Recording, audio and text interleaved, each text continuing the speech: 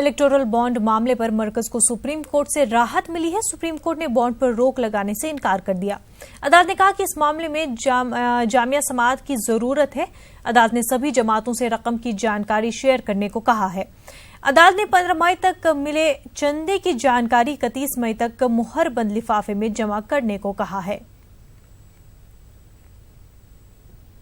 आज के निर्णय में सुप्रीम कोर्ट ने एक इंटरिम निर्णय दिया है। इंटरिम जजमेंट, ये फाइनल जजमेंट नहीं है।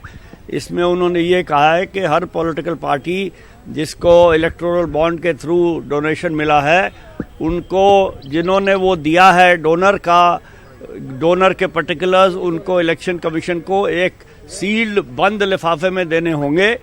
और क्योंकि ये आखिरी जो टाइम है बॉन्ड खरीदने का वो 15 मई है, उन्होंने कहा है 30 मई तक हर पॉलिटिकल पार्टी को अपने बॉन्ड्स का ब्यौरा कि किसने उनको दिया है ये इलेक्शन कमीशन को देना पड़ेगा।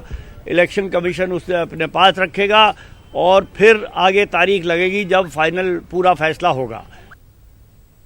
नागालैंड प्रदेश कांग्रेस ने नायब वजीर आला YP अटन पर इंतखाबी ज़ाब्ते की खिलाफ वर्जी करने का इल्जाम लगाया है। नागालैंड प्रदेश कांग्रेस के मुताबिक YP अटन BJP का चुनाव निशान लेकर पोलिंग मरकज में दाखिल हुए थे और अपने साथ 7-8 वोटर स्लिप लेकर गए थे।